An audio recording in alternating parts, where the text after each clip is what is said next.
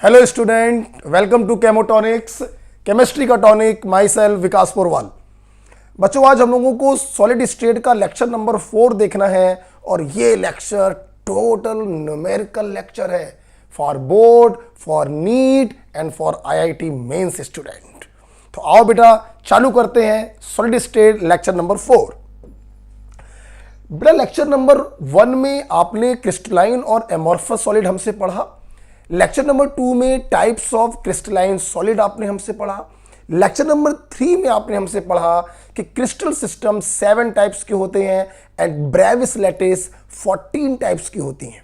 Right, आज हम लोग को पढ़ना है solid state lecture number 4, solid state lecture number 4। और आज का टॉपिक है very important from numerical point of view, contribution of atom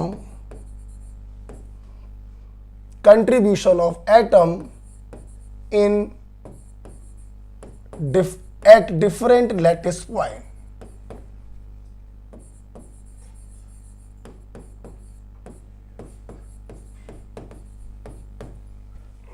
Right? ये बेटा आज का टॉपिक है contribution of atom at different lattice point. सुना बेटा, ये टॉपिक चालू करने से पहले मैं आपको एक बात बताना चाहता हूं। हम लोगों ने जो 7 बेसिक क्रिस्टल सिस्टम पढ़े थे, कर भला तब हो भला, मेरा और तेरा, इसमें बच्चों मेनली हम लोग को डील करना होता है क्यूबिक क्रिस्टल सिस्टम, जिसका यूनिट सेल क्यूब के शेप का होता है, तीनों एज लेंथ बराबर होती हैं, तीनों इंटर एक्सियल एंगल भी बराबर होते हैं। तो इस पॉइंट को डिस्कस करने से पहले मैं आपको बताना चाहूंगा कि हम लोगों को मेनली डील करना होता है क्यूबिक क्रिस्टल सिस्टम, जिसका यूनिट सेल क्यूब के शेप का होता है। दैट इज सारे एज लेंथ आपस में बराबर होते हैं और सारे इंटर एक्सियल एंगल भी आपस में बराबर होते हैं, equal to 90 degree. Right, cube बनाना मैंने आपको लास्ट क्लास में सिखाया था।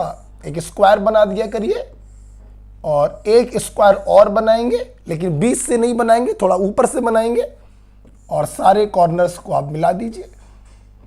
ये देखिए, ठीक है बेटा।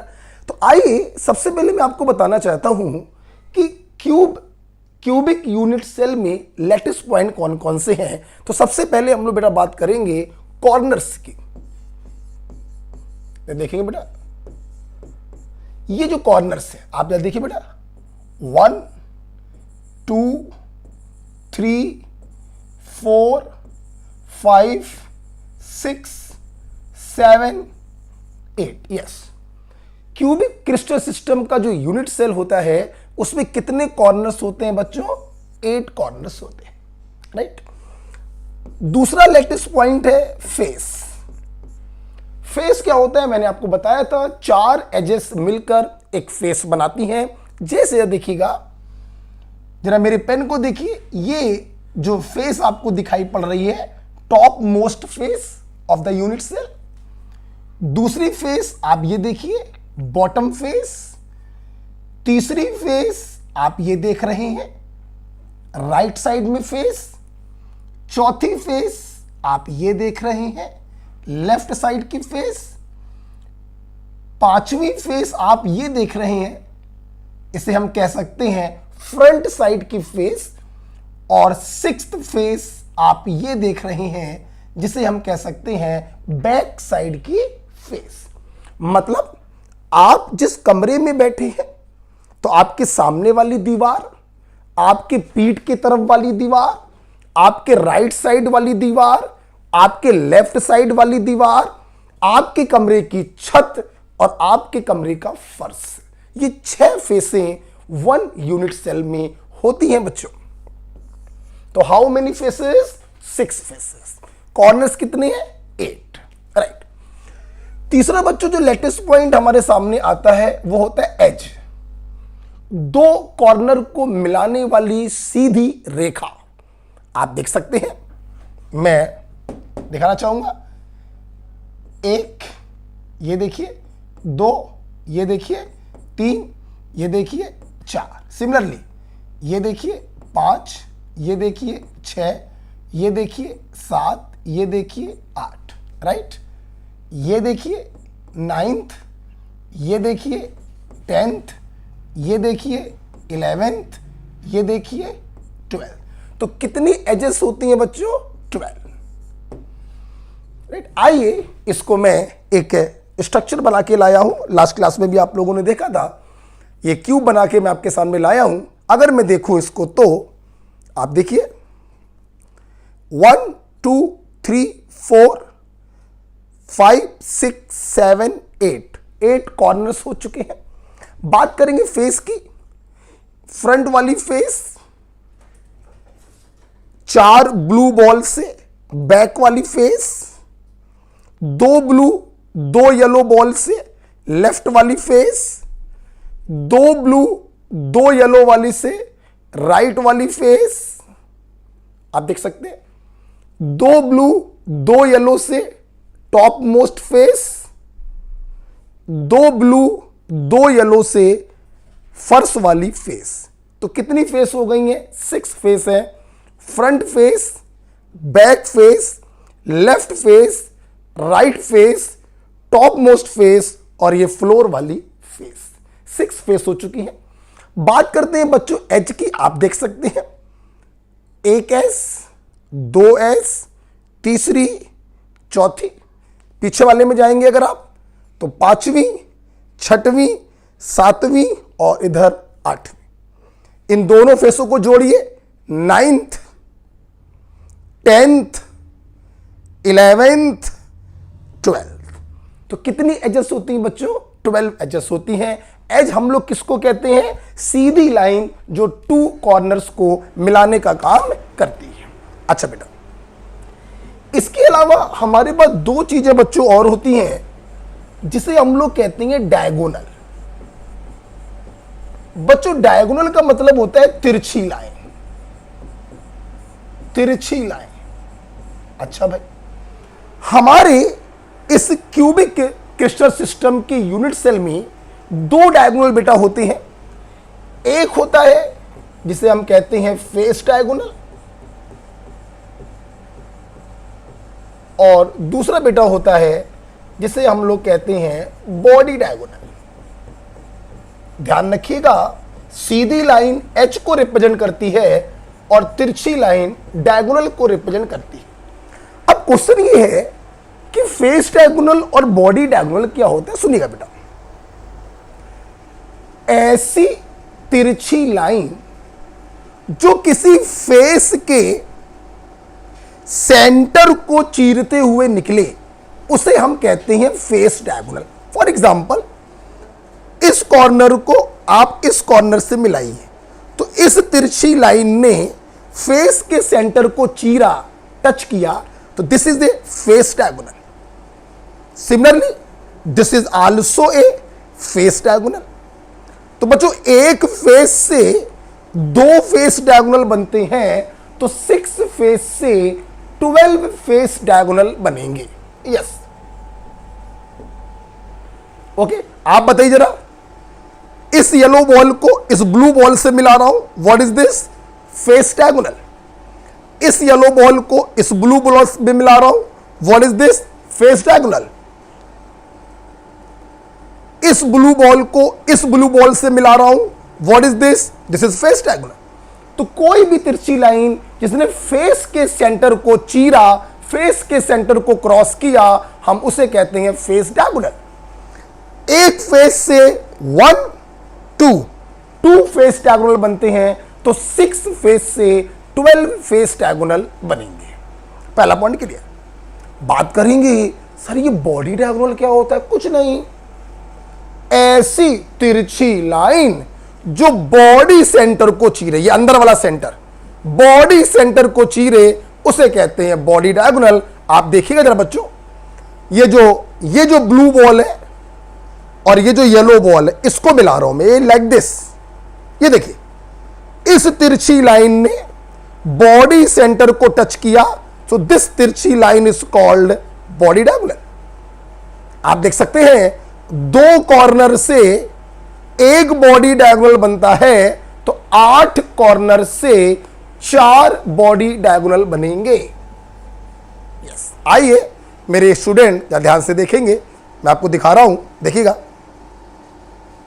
एक बॉडी डायगोनल, राइट, दूसरा बॉडी डायगोनल, राइट, तीसरा बॉडी डायगोनल, और यहां से यू जाएगा 4th बॉडी डायगोनल। 2 कॉर्नर से एक बॉडी डायगोनल, तो 8 कॉर्नर से 4 बॉडी डायगोनल। ये बच्चों होते हैं हमारे पास लैटिस पॉइंट। अगर मैं आपके इस बोर्ड पर दिखाना चाहूं तो मैं कह सकता हूं, ये जो तिरछी लाइन है ये बॉडी डायगोनल है, और ये जो तिरछी लाइन है ये फेस डायगोनल। ओके बच्चों, तो चलिए, क्यूबिक क्रिस्टल सिस्टम में कुछ बेसिक बातें आपने देखी। इसका यूनिट सेल क्यूब के आकार का होता है, सारी एज लेंथ बराबर होती हैं, सारे इंटर एक्सियल एंगल 90 डिग्री के होते हैं। कितने कॉर्नर्स होते हैं बच्चों? 8। कितनी फेस होती हैं? 6। कितनी एज होती हैं? 12। और बात करें डायगोनल तिरछी लाइन की, तो 12 होते हैं फेस डायगोनल जिन्होंने फेस सेंटर को क्रॉस किया, और 4 होते हैं बॉडी डायगोनल जिन्होंने बॉडी सेंटर को क्रॉस किया। राइट, आई होप इतना क्लियर हो गया होगा, आप स्क्रीनशॉट ले सकते हैं। ओके बच्चों, चलिए अब मैं आपको एक स्टेप आगे लेके जाऊंगा, जो हमारा टॉपिक है कंट्रीब्यूशन। देखिएगा जरा, आइए बच्चों बात करेंगे कंट्रीब्यूशन की। Contribution of atom. सुनिएगा बेटा, देखिए सबसे पहली बात ये आ रही है, सर कंट्रीब्यूशन का मतलब क्या है? मैं आपको समझाना चाहूंगा। किसी एटम का जितना पार्ट, जितना हिस्सा एक यूनिट सेल के अंदर होता है, हम उसी पार्ट को उसका कंट्रीब्यूशन कहते हैं। पहले मैं लिखवाना चाहूंगा, the part of an atom, an का मतलब 1, the part of an atom present within 1 unit cell is called its contribution.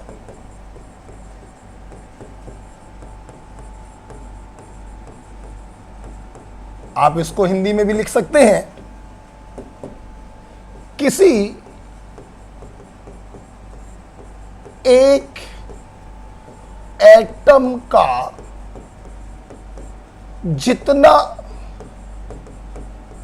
Part बोल लो या हिस्सा बोल लो, एक यूनिट सेल के अंदर होता है, उसे उसका या उसे उस एटम का कंट्रीब्यूशन कहते हैं।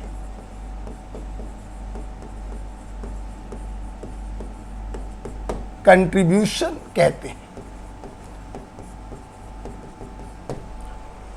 सबसे पहले मैंने एक लैंग्वेज आपको समझाना चाहा कि किसी एटम का जितना पार्ट, जितना हिस्सा एक यूनिट सेल के अंदर होता है, हम उसी पार्ट को उसका कंट्रीब्यूशन कहते हैं।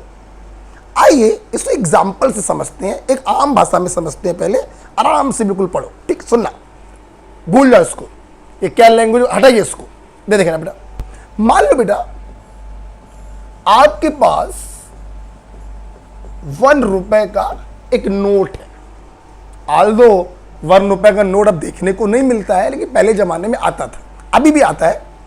1 रुपए का एक नोट है बेटा, ठीक। अब सुनना बेटा, इस नोट को 4 स्टूडेंट या 4 बच्चे कॉर्नर से पकड़े हुए, राम, श्याम, सीता, गीता, ये 4 बच्चे इस नोट को पकड़े हुए। तो मैंने आपसे पूछा कि एक बच्चे के हिस्से में कितना अमाउंट आया, तो आपने कहा 4 बच्चे पकड़े हैं 1 रुपए को, तो एक बच्चे के हिस्से में आया 1/4 रुपीस। यस, इसके हिस्से में भी आएगा 1/4 रुपीस, इसके हिस्से में भी आएगा 1/4 रुपीस, इसके हिस्से में भी आएगा 1/4 रुपीस। जितने बच्चे 1 रुपए के उस नोट को पकड़े थे, हमने उसके उतने ही हिस्से कर दिए, तो एक बच्चे के हिस्से में कितना अमाउंट आया हमको पता चल गया। Yes, 1/4 rupees, 1/4 rupees, 1/4 rupees, 1/4 rupees.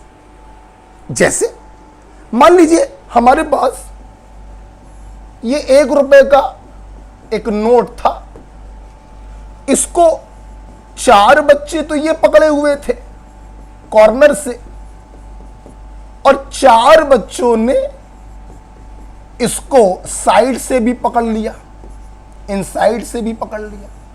तो मैंने पूछा कि एक बच्चे के हिस्से में कितना अमाउंट आया, तुमने कहा 8 बच्चों के हिस्से में है 1 रुपए, तो एक बच्चे के हिस्से में आएगा 1/8 rupees, 1/8 rupees, 1/8 rupees and so.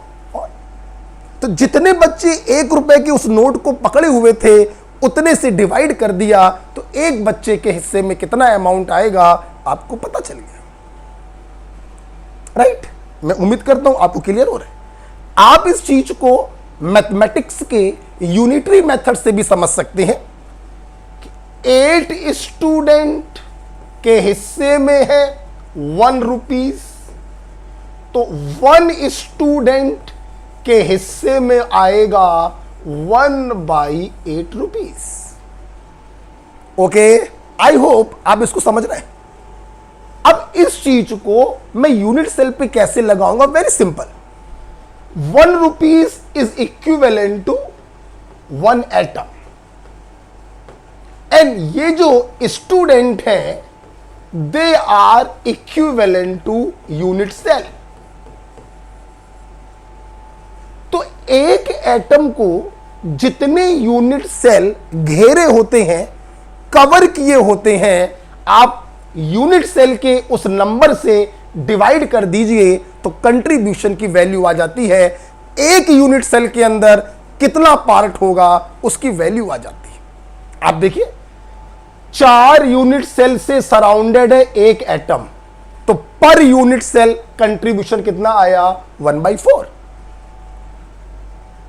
8 unit cell से सराउंडेड है एक एटम, तो पर यूनिट सेल कंट्रीब्यूशन कितना आया 1/8। मतलब एक यूनिट सेल के अंदर इसका कितना हिस्सा है 1/8, और रिमेनिंग हिस्सा बाहर है 7/8 हिस्सा बाहर है। तो आई होप आप कंट्रीब्यूशन का मतलब समझ गए।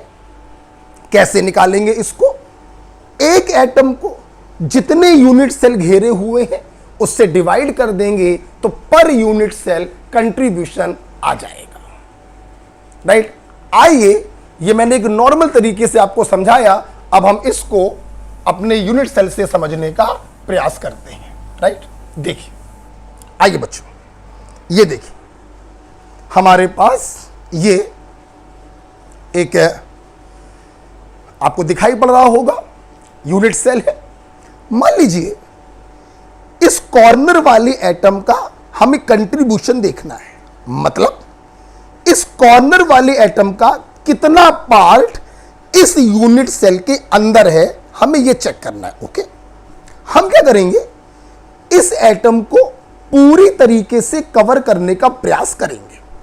ठीक, सुनिएगा जरा, फील करना, फील, इसको कवर करना है। एक यूनिट सेल आपको दिखाई पड़ रहा, फील करना। एक यूनिट सेल इसके लेफ्ट में बना दीजिए, थोड़ा सा हिस्सा और कवर हो गया।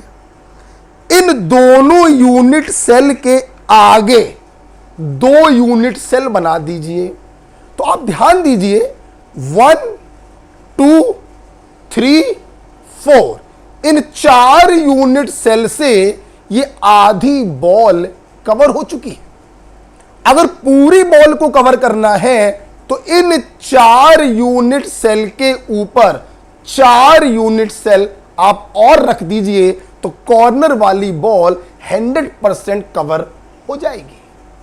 इसका मतलब कॉर्नर वाली बॉल को शेयर करते हैं 1 2 3 4 और 4 8 यूनिट सेल।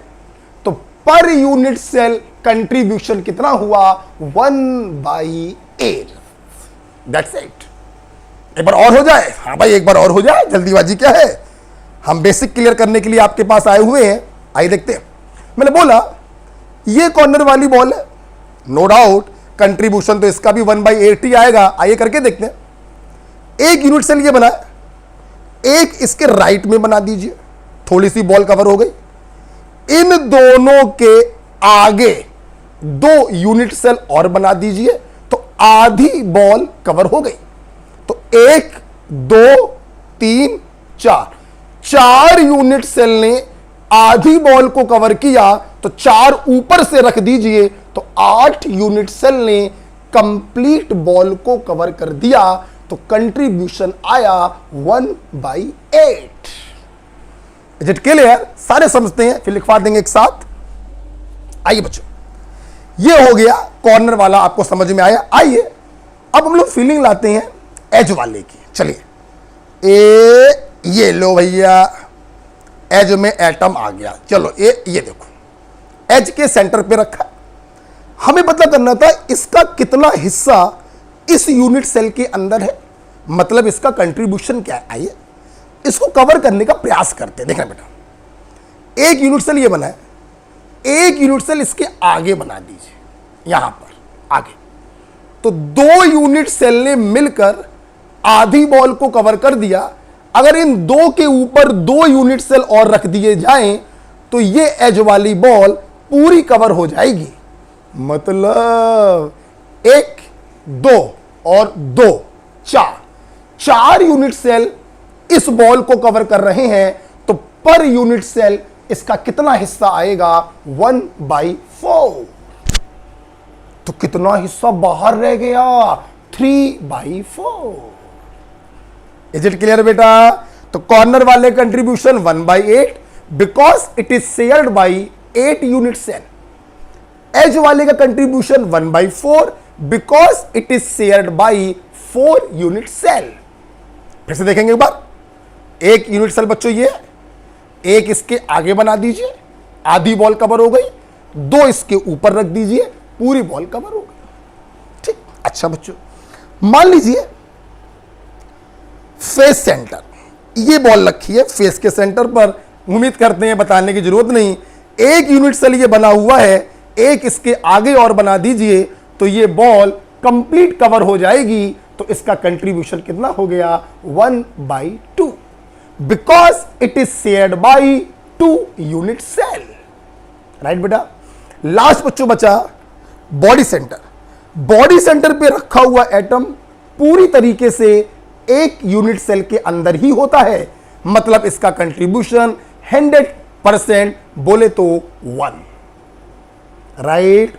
तो कॉर्नर वाले का 1/8, एज वाले का 1/4, फेस वाले का 1/2 और बॉडी सेंटर वाले का 1। ओके। अच्छा बच्चों, एक बात और सुनना, चाहे बच्चों फेस सेंटर बोला जाए या फेस डायगोनल बोला जाए, वो एक ही बात है। कंट्रीब्यूशन 1/2। आप इस बॉल को बीच में रखें या फेस में ऊपर नीचे कहीं पर भी रख दें, कंट्रीब्यूशन 1/2 रहेगा। बॉडी सेंटर बच्चों बोला जाए या बॉडी डायगोनल बोला जाए, इस बॉल को इस यूनिट सेल के अंदर यहां कर दीजिए, यहां कर दीजिए, चाहे कहीं पर भी कर दीजिए, इसका कंट्रीब्यूशन 100% ही रहेगा, बोले तो 1। आई होप आपको कंट्रीब्यूशन समझ में आया कि एक एटम का कितना पार्ट एक यूनिट सेल के अंदर होता है। तो आइए लिखवाना चाहेंगे हम आपको, यहां पे लिखवाना चाहेंगे कॉर्नर वाले का कंट्रीब्यूशन 1/8। आप चाहें अपनी लैंग्वेज में लिख सकते हैं ब्रैकेट में, बिकॉज 1 corner atom is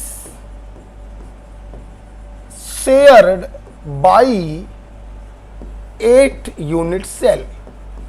आप अपनी भाषा में लिख सकते हैं, राइट बच्चों।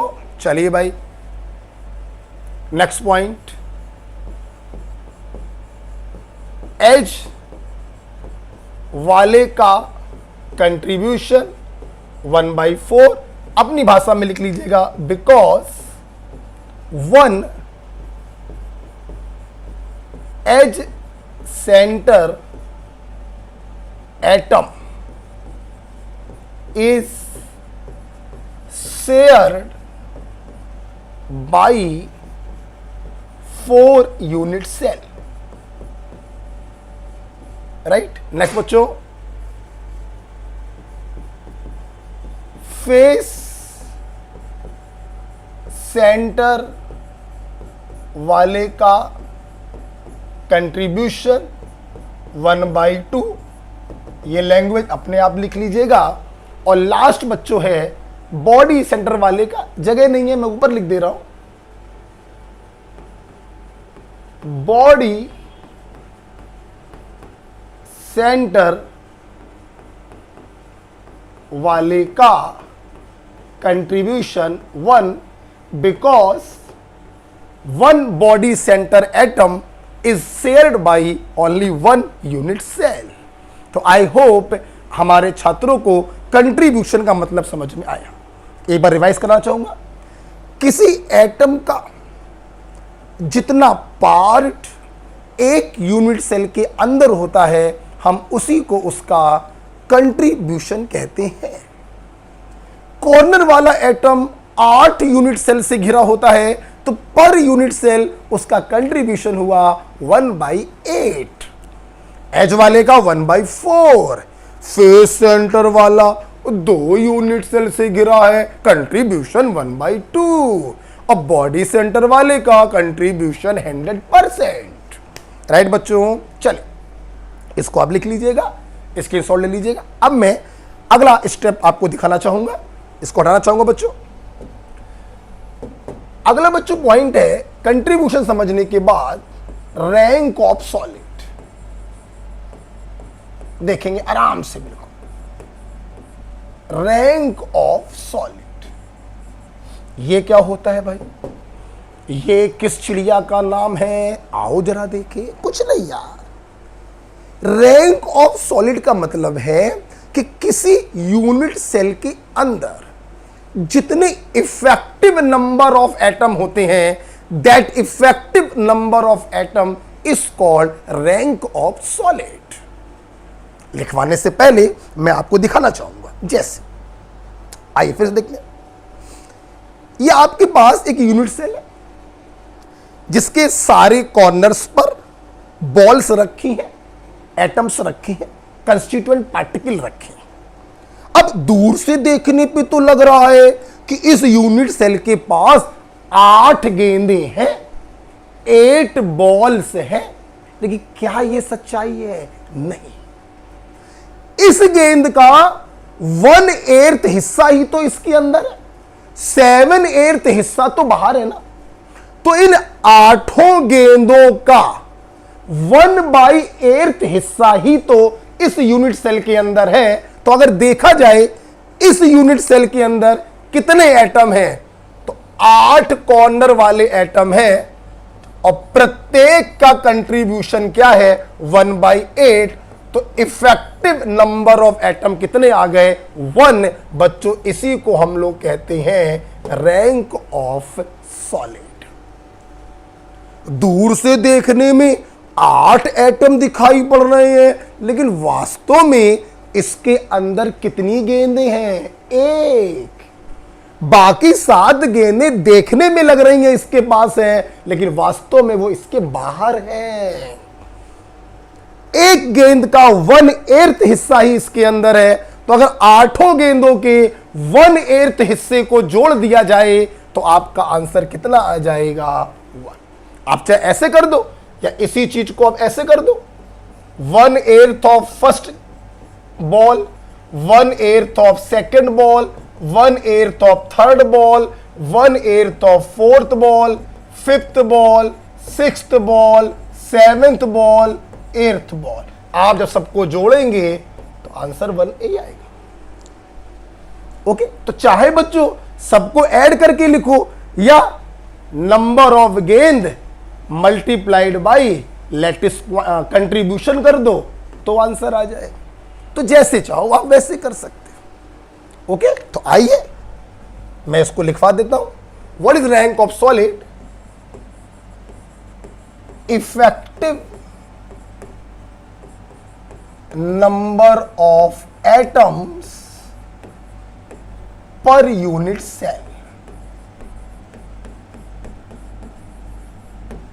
राइट बेटा, चलिए आइए देखते हैं। जैसे बच्चों लेक्चर नंबर 3 में आपने देखा था कि क्यूबिक क्रिस्टल सिस्टम में 3 प्रकार के पैटर्न होते हैं, प्रिमिटिव या simple unit cell, face centre cell और बॉडी सेंटर सेल।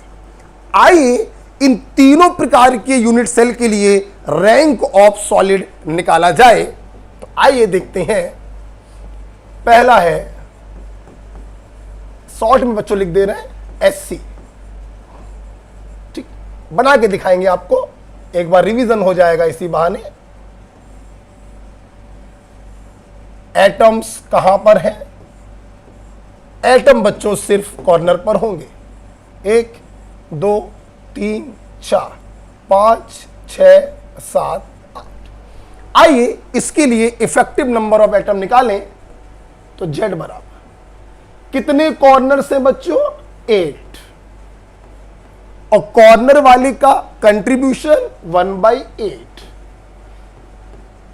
तो rank of simple unit cell is 1। दूर से देखने में 8 एटम कॉर्नर पे रखे हुए दिखाई पड़ रहे हैं, लेकिन वास्तव में सिर्फ 1 एटम के बराबर इसके अंदर है और 7 एटम के बराबर इसके बाहर है। तो बहुत आसान होता है रैंक ऑफ सॉलिड को कैलकुलेट करना। Lattice point multiplied by its contribution. Okay, जैसे दूसरा पैटर्न जो क्यूबिक क्रिस्टल सिस्टम में होता है, दैट इज FCC पैटर्न। आइए बच्चों बनाकर देखते हैं। थोड़ा समय लगेगा बट आपको समझ में अच्छा आएगा। आइए बेटा, कहां कहां पर होंगे? 8 कॉर्नर्स पर होंगे। Very good. और एटम्स कहां पर होंगे बच्चों? फेस सेंटर पर। टॉप वाली फेस, फर्स्ट वाली फेस, लेफ्ट वाली फेस, राइट वाली फेस, फ्रंट वाली फेस और बैक वाली फेस। ओके, आइए करते हैं। रैंक ऑफ सॉलिड कैसे निकालेंगे?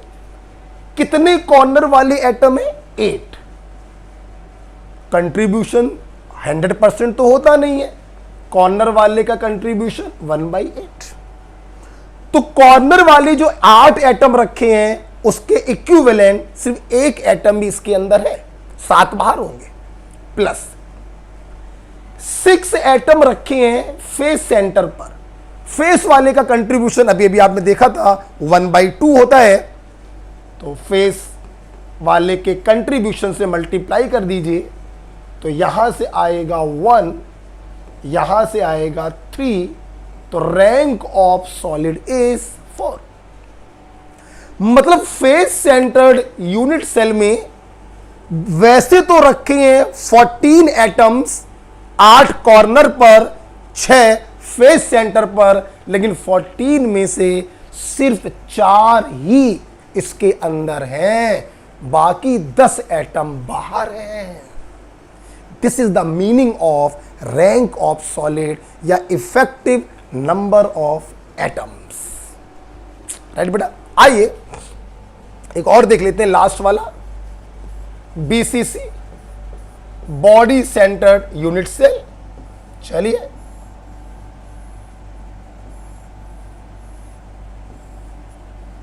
आप जानते हैं एटम्स कहां कहां पर होंगे।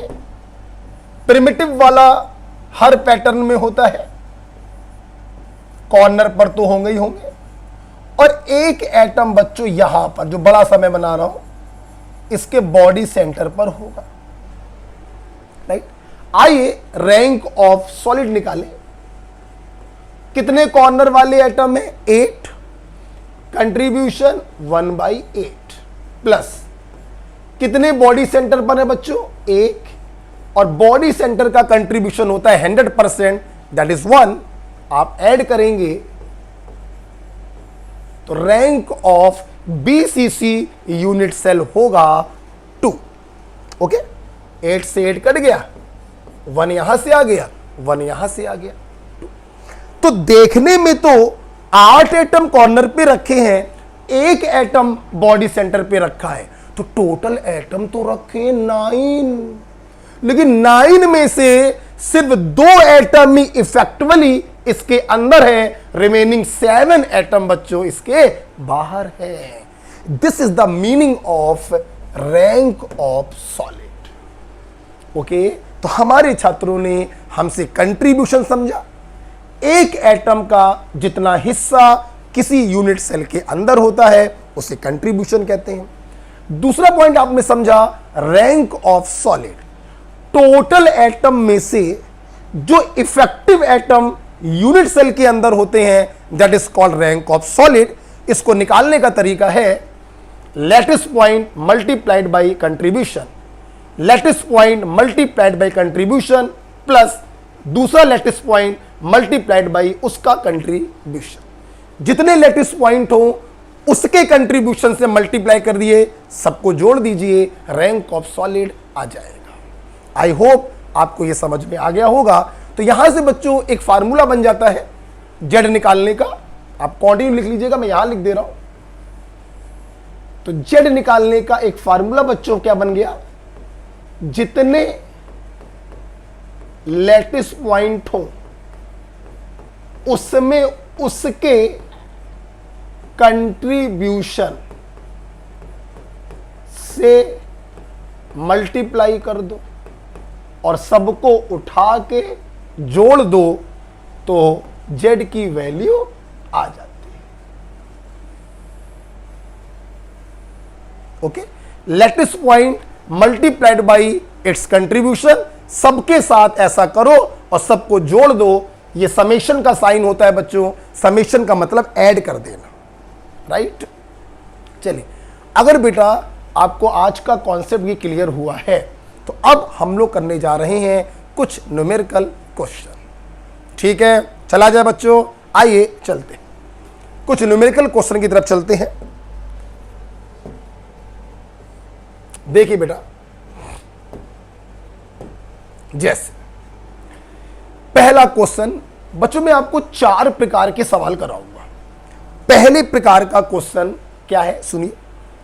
इसमें क्या होता है, आपको यह बताया जाएगा कि एक एटम है, उसके लैटिस पॉइंट की जानकारी आपको दे दी जाएगी कि वो कहां कहां पे रखा हुआ है।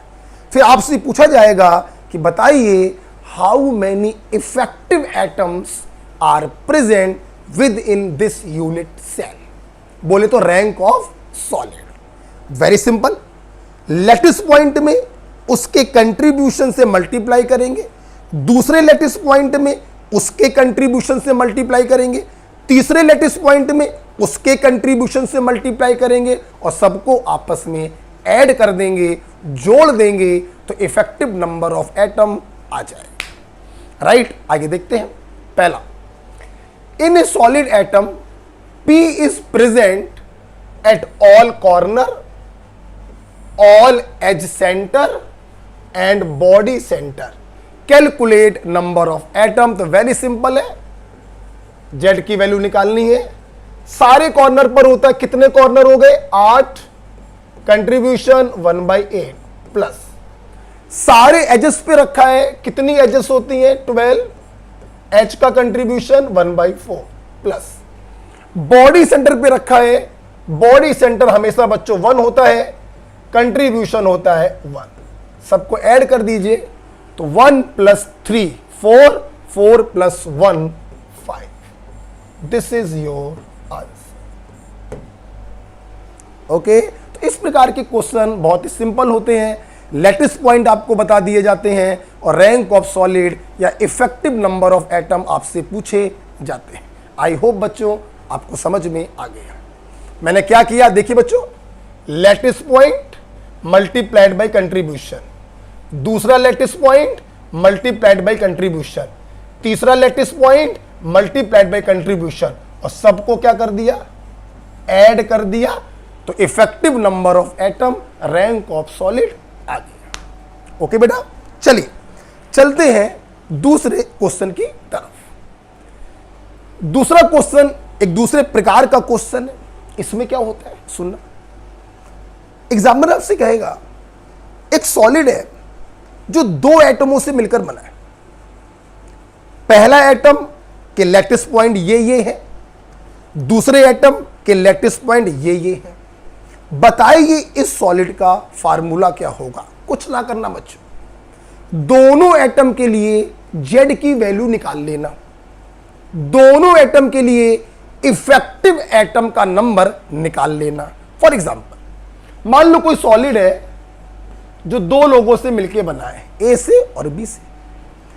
ए का इफेक्टिव एटम तुमने निकाला वो 2 आ गया, और बी का इफेक्टिव एटम तुमने निकाला वो 3 आ गया। तो फार्मूला बन गया A2B3। That's it. मतलब हर एटम के जो जेड की वैल्यू होती है, इफेक्टिव नंबर ऑफ एटम जो होते हैं वो उसके नीचे लिख दिया करिए, तो कंपाउंड का फार्मूला बन जाएगा। राइट, आइए इस चीज को एक क्वेश्चन से करते हैं। तो सेकंड टाइप का पहला सवाल आपके सामने है। एक एलॉय है जो 3 एटम से मिलकर बना है, लैटिस पॉइंट इनके सामने लिखे हुए। बताइए इस एलॉय का फार्मूला क्या होगा। क्या करें, तीनों एटम के लिए जेड की वैल्यू निकाल लीजिए, इफेक्टिव नंबर ऑफ एटम निकाल लीजिए।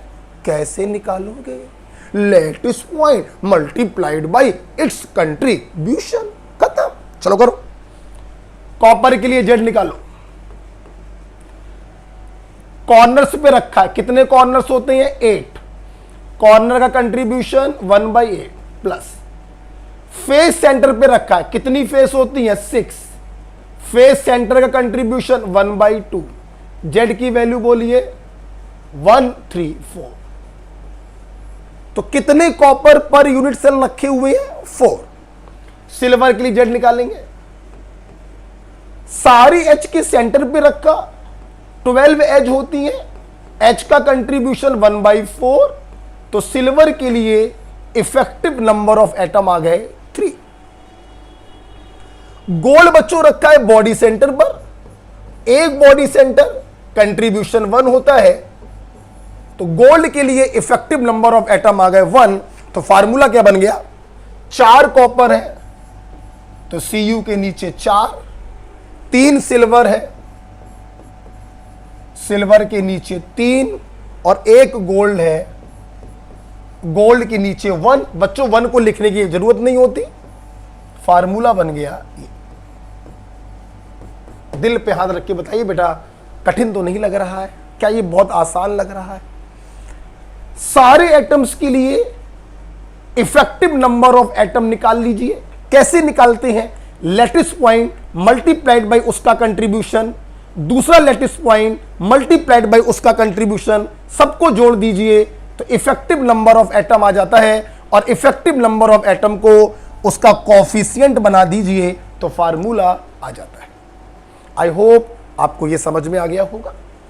आइए टाइप 2 में एक दूसरा क्वेश्चन हम लोग करने जा रहे हैं। वीडियो को पॉज करके आप अपने मन से करिएगा,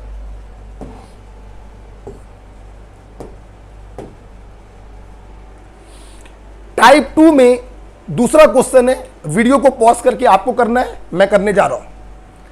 ये क्वेश्चन बच्चों ये है, एक क्यूबिक क्रिस्टल सिस्टम का एक यूनिट सेल है जिसके डिफरेंट लैटिस पॉइंट पर डिफरेंट एटम रखे हुए हैं और आपको इसका फार्मूला बताना है।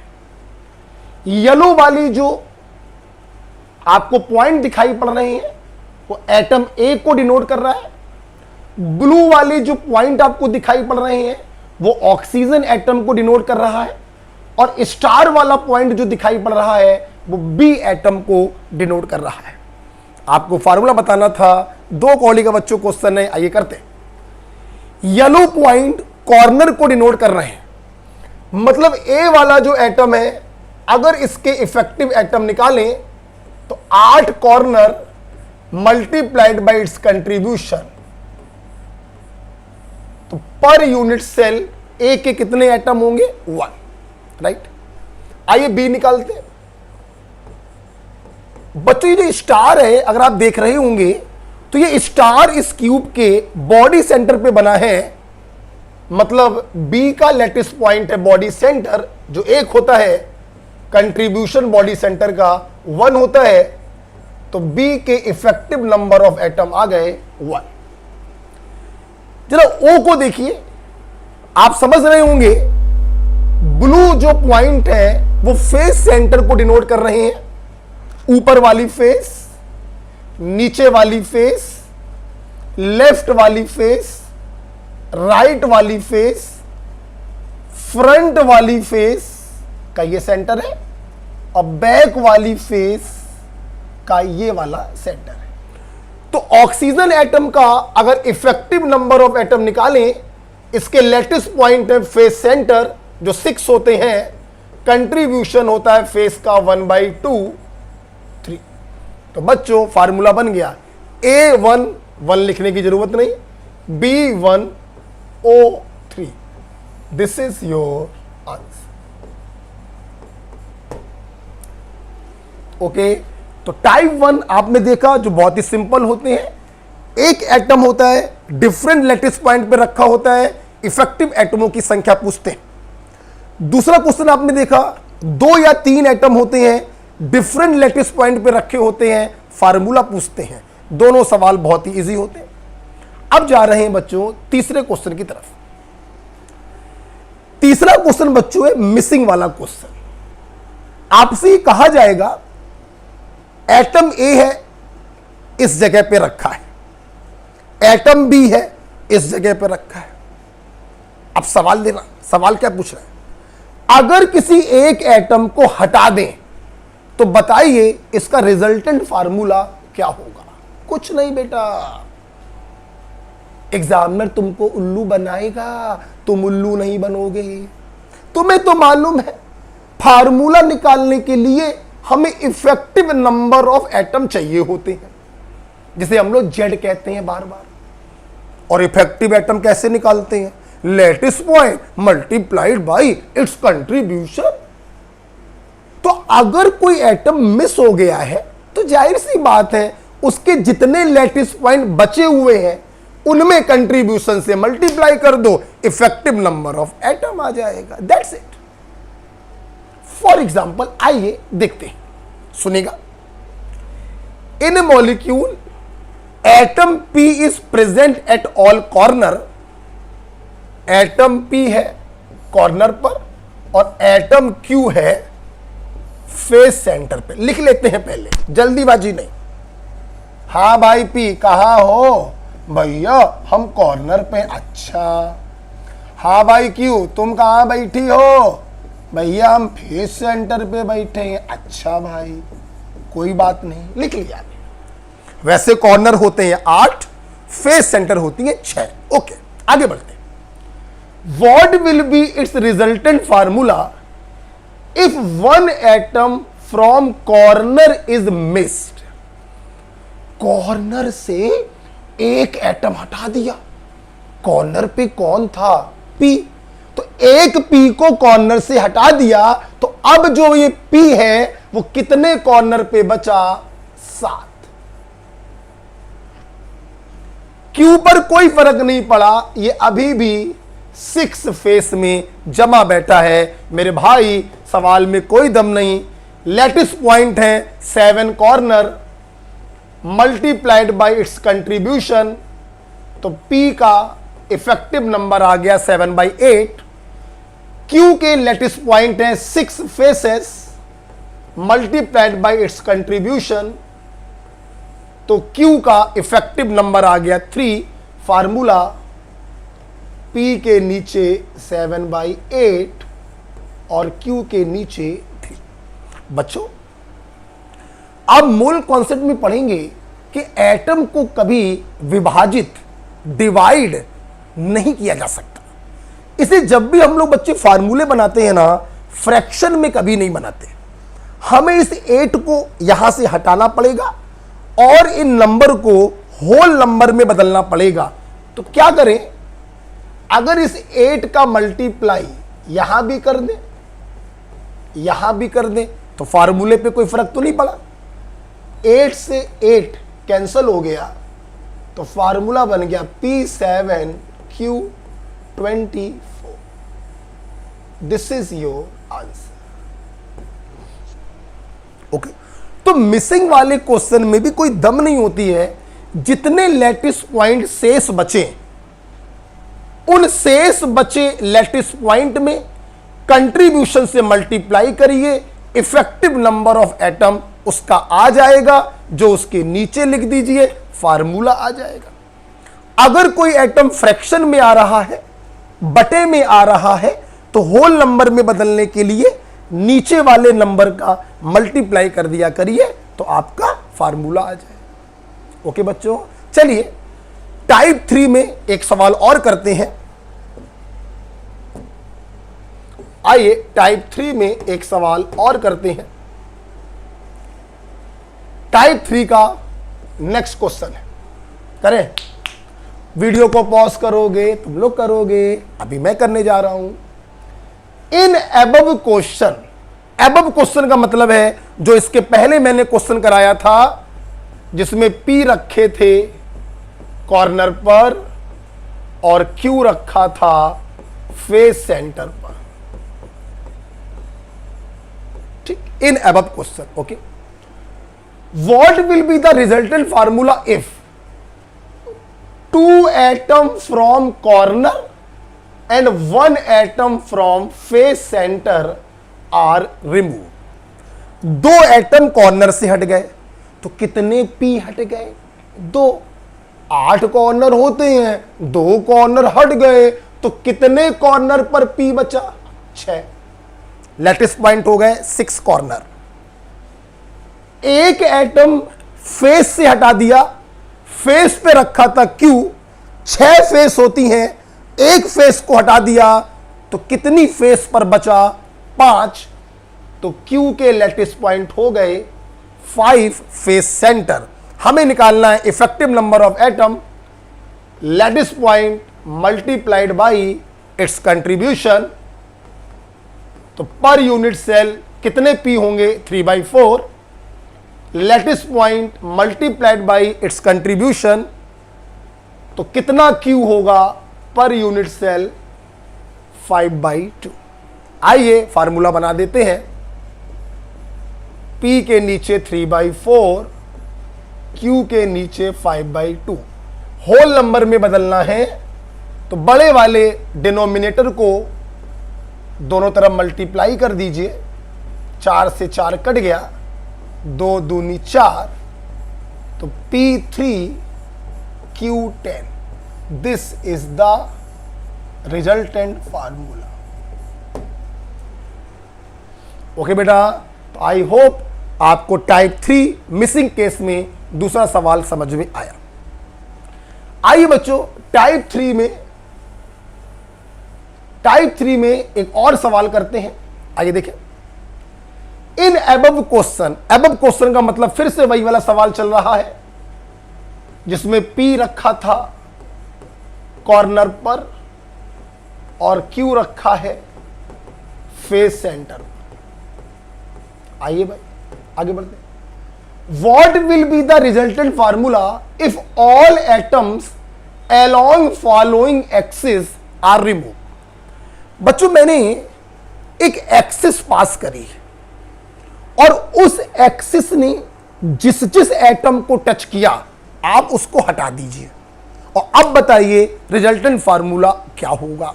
सुनिए, इस फिगर को देखकर ये साफ साफ क्लियर हो रहा है कि हमने ये एक्सिस का मतलब बच्चों होता है एक इमेजिनरी लाइन। ये हाइपोथेटिकल क्वेश्चन है जो एग्जामिनर जनरेट करता है।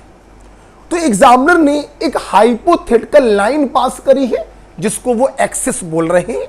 ये देखिए, अगर मैं आपको दिखाऊं, देखिए तो पहला वाला जो है इसमें एक लाइन ऐसी पास करी, यू चीरते हुए यू।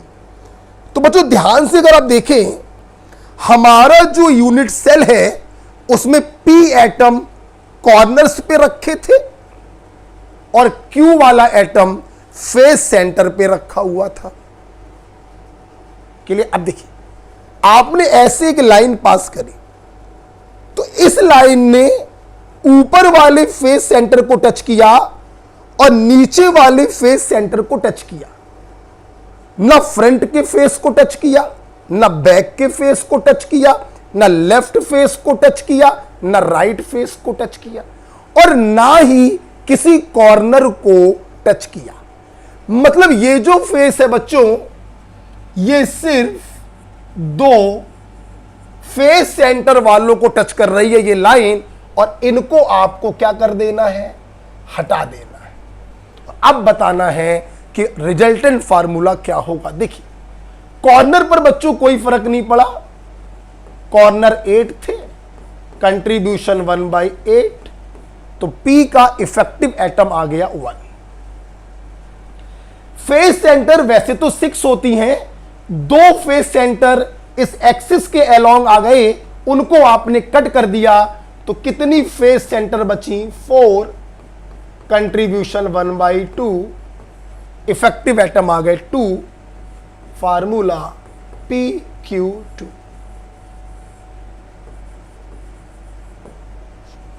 ओके बच्चों, क्या सरल लग रहा है बच्चों? अगर सरल लगे, आपको ये अच्छा लगे तो मुझे कमेंट बॉक्स में जरूर बताइएगा कि बहुत अच्छा लग रहा है। दूसरी एक्सिस बच्चों इन्होंने ये पास करी है, आप फील करिए फिर से एक बार।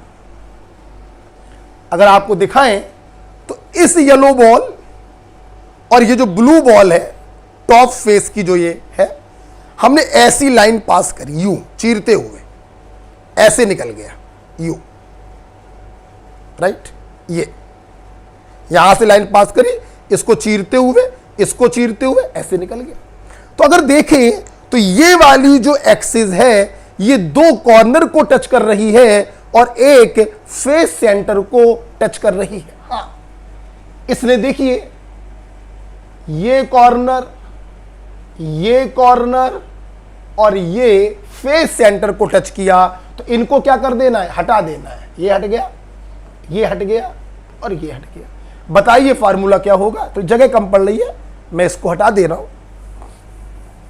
ठीक, देखिए P जैसा कि आपको मालूम है कॉर्नर पे रखा हुआ था, सवाल वही चल रहा है पुराना वाला।